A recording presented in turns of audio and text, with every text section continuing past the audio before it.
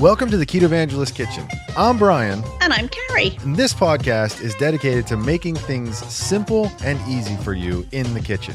Carrie Brown is a classically trained, world-class chef who has a passion for creating ketogenic recipes that taste better than anything you've ever experienced.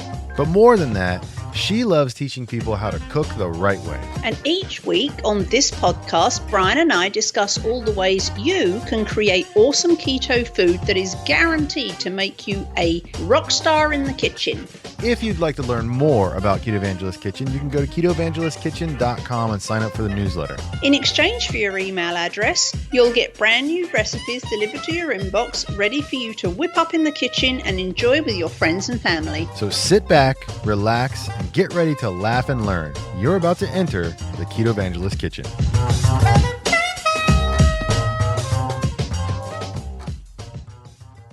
Hey, welcome everybody again to another episode of session of the Ketovangelist Kitchen. I'm Brian, and she is... Carrie Brown. So, what's going on, Carrie? How are you today? I'm awesome because I'm going on a road trip tomorrow. Uh-oh. I'm going to leave the fall that has descended on Seattle, and I'm going to head south to the California sunshine. Oh, so this is a good thing then, right? It's not like... Oh, it's an awesome thing. Okay, good. Awesome. Right. How many days are you going to be going? 10. I'm going to swan around Yosemite and the Sierra Nevada mountains and shoot stuff. But I believe what Carrie Brown means is she's going to take photographs of things. Yes. Oh, okay. And preferably things that don't breathe and aren't alive. That does not mean that Carrie Brown is going to make sure that they are no longer alive before she photographs them. That means she's going to be taking landscape photos and flora photos, not fauna stuff, right? I just feel like I need to make sure the audience understands what you're saying. That's all. And feet. I like to photograph my feet when I'm on a road trip. Okay, now it's getting weird. Now it's just getting a little too weird. So, which is why I had a pedicure this morning. Pre-trip pedicure. It's a must. Oh, all right. That's good planning. That's what that is. It's good planning. Okay, right. Keto. Hey, all right. So we're doing a Ketovangelist Kitchen episode, right? So what are we talking about today? We're talking about keeping it simple and getting started because, like everything on Earth, we humans just seem to have a passion for and are very good at making the simplest things complicated, way more complicated than they need to be. And for someone who is new to keto, they could be going on the internet and typing keto and just getting the kind of the fire hose, like being bombarded by a million different bits of information, not all of which will say the same thing. Yeah, for sure. And that's a common refrain from new folks is that they're so confused. And while it's easy for someone who's been in this life for a long time to scoff at that, it's important to keep in mind, we're talking about a complete and total paradigm shift, right? We're not talking about just trying to figure out how to make a new kind of jelly that doesn't involve sugar. We're talking about like changing everything that you've heard about nutrition for your entire life. So it can be daunting, right? Because you're going to be involving yourself in some stuff that before you would have never dealt with. High fat food, what? That's dangerous. Turns out, no, not so much. Right. So what is the advice that we're giving to folks when just starting out? What is the best advice that we can give to new folks? Well, I think for me, one is just get started. I think it would be very easy to be completely deluged with information and become so overwhelmed that you procrastinate, like you don't start because you don't know where and you don't know you don't know, you want to do it right, but you don't know what right is because there's all these different voices screaming at you. And so that can paralyze you into doing nothing. Right. There are some very easy, albeit they might not be the most interesting, but there are some very easy ways to just get started while you figure out how to do it. You don't have to have it all down before you get started. You can just start making some simple switches immediately while you kind of control the fire hose of information that's coming at you. And then over time you'll learn and get better at, what's the truth and what isn't and what works for you and what doesn't. Right. I mean, so essentially, the advice that I always give to people when they're just starting is simplify, right? Right. Don't, exactly right. Stop trying to make things way more complicated than they need to be. Simplify. But even then, that's kind of hard for people to figure out. Well, so how do I simplify? What does that even mean? So, what's the advice that we give them for that? Well, and I think another point is when, for people who come to this and realize that they're going to have to cook and that's something they've never done before, Right. that can make it even more like scary and oh my God, and make them procrastinate. So there's some very simple things we can do to get them in the kitchen without having to be a cordon bleu chef, and again get them going without them feeling like they have to understand the entire thing before they can do anything. Right. So again, this is not about perfection, right? This is about Right, making incremental changes in your life to take control of your health. You've got to right, think long game, long term, right? You're not. right, This isn't like one of my frustrations with, and I've written about this, but one of my frustrations with celebrities when they advocate a particular way of eating, the celebrity is doing it for a short term because they're trying to get a film role or they're trying to do this, that, or the other. But the problem is when they do that, everyone thinks that keto is temporary, and it's not. It is a lifestyle. It is a lifelong thing. So you have to keep that in mind when you're starting. This is not about getting everything right up front. You can slowly work yourself off of the bad food and slowly work yourself onto the good food if you need to. So don't think that right. you're doing it wrong to do that, right? I think one of the common cries though is when they're right at the start, they're like, okay, I know I can't eat any of that, then what do I eat? And to then be having to search the internet for keto recipes and having to figure out all these new techniques and order stuff. Yes, you can get to that if that's your thing and you want to make the keto versions of regular foods, great. But to get started, you can get keto like immediately. And this might sound kind of really basic and dumb, but when and I'm a chef, Right. but when I went keto, when I went to keto for my brain because I had bipolar 2 disorder. So I went keto for my brain. And when I did that, I just simply started cooking, sauteing fatty meat and then sauteing non-starchy veggies in coconut oil or avocado oil or butter. Simple, right? So simple. And I was in ketosis like the next day. I mean, it was immediate. And I didn't have to, and I knew that I was most of the way there without understanding anything about it. I was already most of the way there, just pan frying pork chops, fatty pork chops, or pan frying lamb, and I'm finding some non-starchy veggies, some green veggies, and either having a salad or sauteing some, riced cauliflower and some leeks or, some other green vegetables. And that was it. And that's what I did for like the first month while I was then absorbing all the information about, all the different nuances. That's what I did. And so it was incredibly easy. It took me literally 5 to 10 minutes a day to cook dinner. There was no special ingredients. There was no special equipment, no special techniques. It was easy. I came home, I slung a chop in the pan, I chopped up some non-starchy veggies, threw them in another pan. 5 minutes later, dinner. Right. And, So, and so I was already there, right? So I was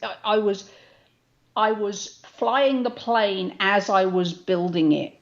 And that's my point is don't wait until the plane's built before you start to fly it. You can do it. It may not be for people who love food and who love cooking. That might get boring after a while to just have your pan fried fatty meat and a shovel full of vegetables or salad.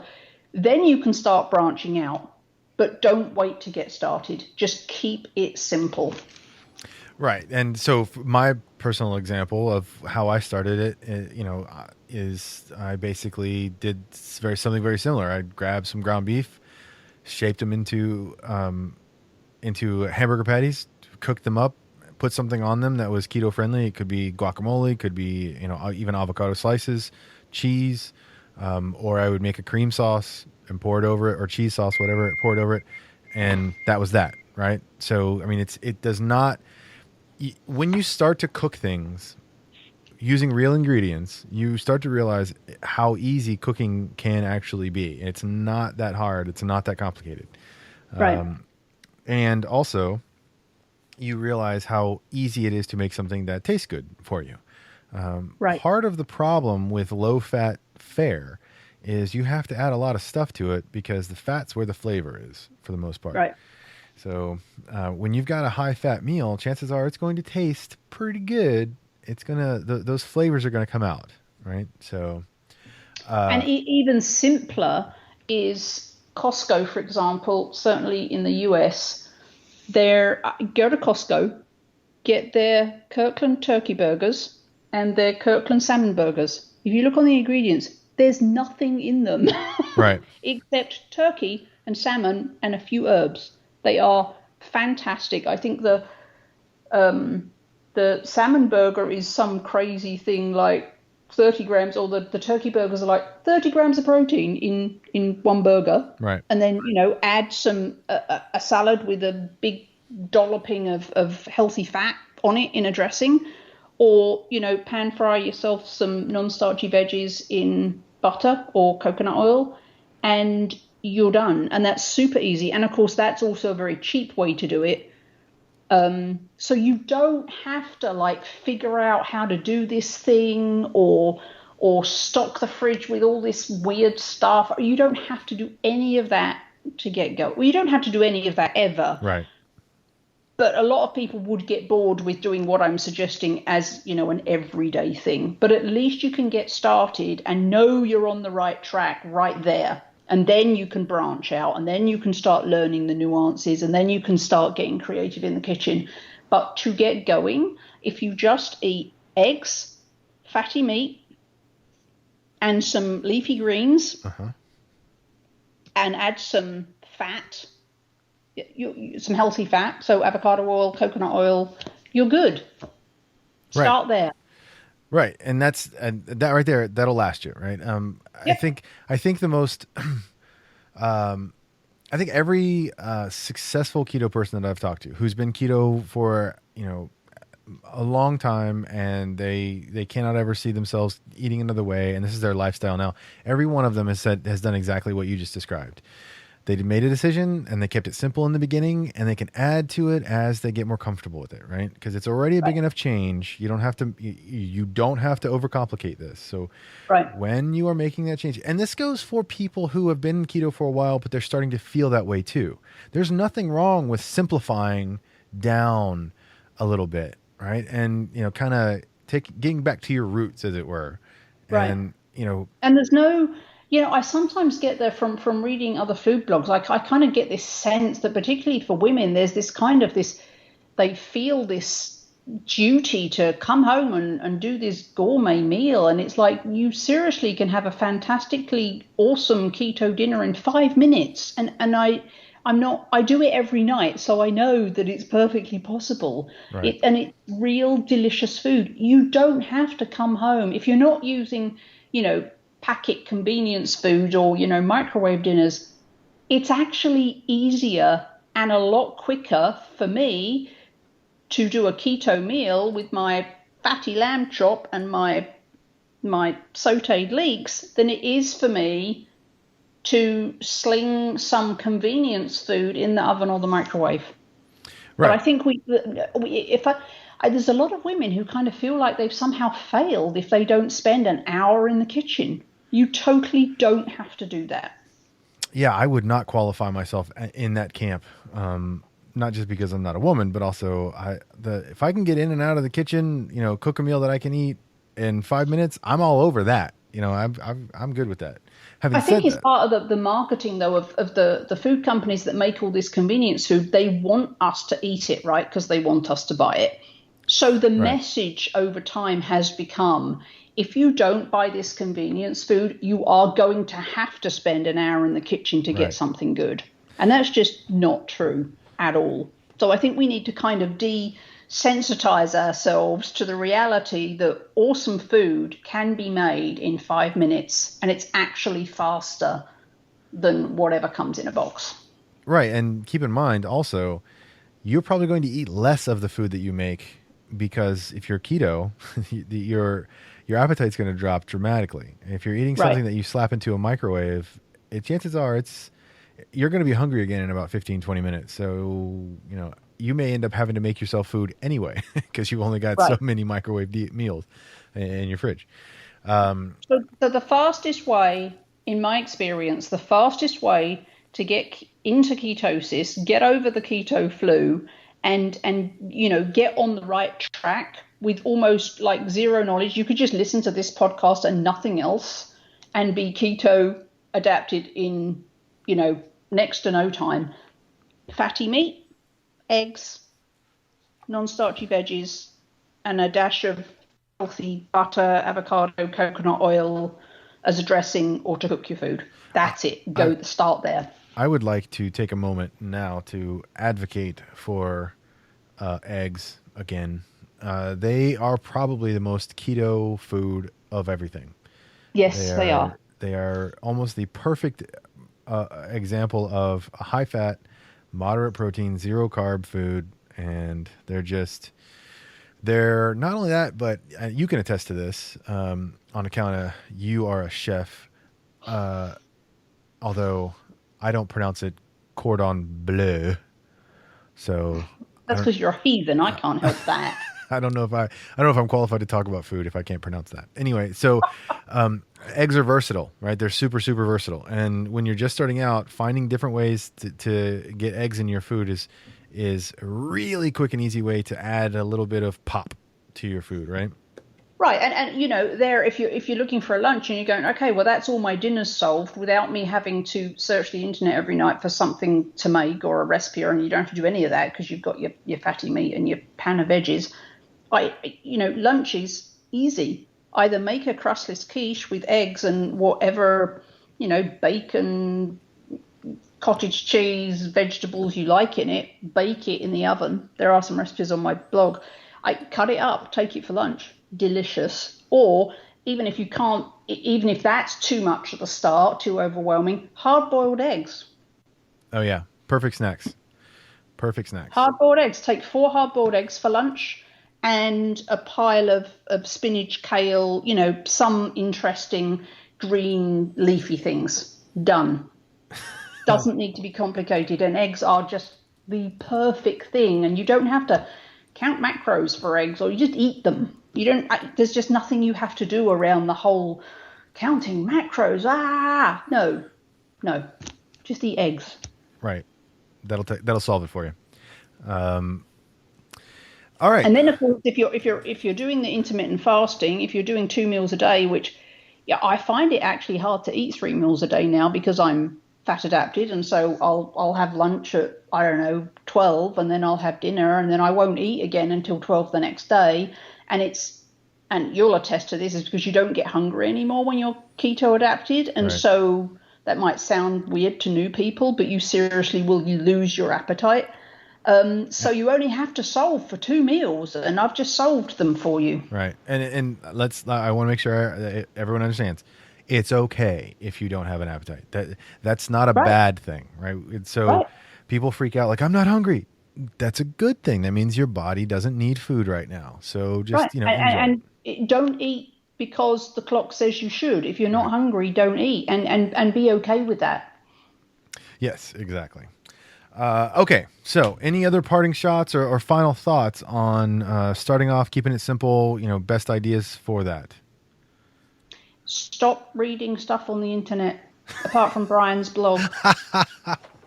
And my blog. I did not pay her to say that. Yes, you want to take a look at Ketovangelist and take a look at carriebrown.com. She's Carrie knows about a thing or two about food, so you should check out her stuff if you haven't already.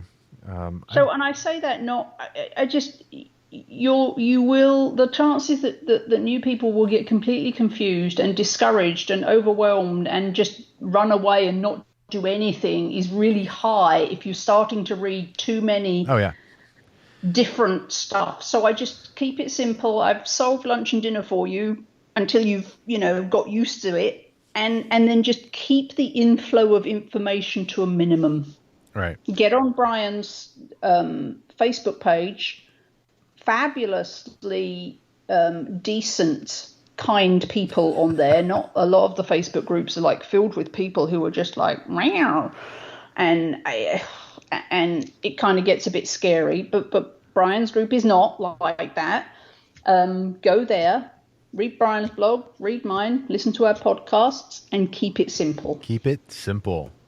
And once your body starts understanding how it feels to be keto adapted, and you're starting to see the results, and you're starting to be comfortable with the fact that it really isn't weird, then you can start to, consider other things. Maybe look at cooking something a bit more complicated, or, and how do you do that and stay keto and all that kind of stuff. But you don't have to start there. And that is going to be the subject of many, many future sections of this particular segment. Carrie and I are going to be talking quite a bit about how to do some of those things moving forward. So there's time, basically. Keep it simple at first. Don't worry. We'll take care of all the advanced stuff that you want to do, but keep it simple, get used to it, adjust, then we can worry about all the other stuff. All right. Yes. Then I guess... that's it. That's all I got. All right. If that's all you got, then that's all we need, Missy. That's the truth of it. You laying down the knowledge or whatever. Yeah, I don't know. All right, Carrie, thank you very much. I appreciate you giving me some more time today, and I hope that you have a safe trip on your vacay. I'm going to have an awesome trip. With any luck, I'm not going to speak to another human for 10 days. Oh, wow. That's ambitious. That's ambitious. I'm just saying. That's ambitious. As a fellow introvert, you know exactly what I mean. I could very well know exactly what you mean. It's possible. It's very possible. All right. Well, in that case, go pack and we'll talk to you later. All right. Bye. Bye-bye.